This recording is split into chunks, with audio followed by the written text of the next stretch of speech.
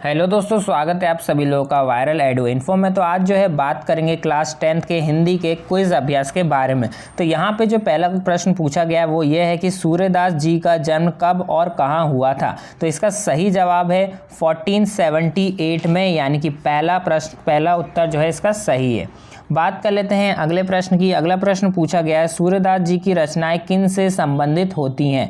तो सूर्यदास जी की जो रचनाएं होती हैं वो जो होती हैं कृष्ण की लीलाओं से संबंधित होती है, यानी कि इसका जो ऑप्शन नंबर 2 है वो जो है हमारा सही है। बात कर लेते हैं अगले प्रश्न की। अगला प्रश्न है सूर्यदास जी की मृत्यु कब हुई थी। तो इसका जो सही जवाब है वो है 1583 में, यानी कि ऑप्शन नंबर 3 जो है सही जवाब है इस प्रश्न का।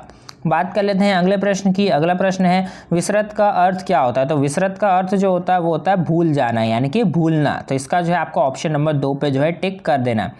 चलिए बात कर लेते हैं अगले नंबर प्रश्न की। अगला नंबर प्रश्न है कुंज शब्द का अर्थ क्या होता है। तो इसका जो सही जवाब है वो होता है छोटे वृक्षों का समूह, यानी कि जो छोटे वृक्ष होते हैं उनके समूह को जो है हम कुंज कहा जाता है।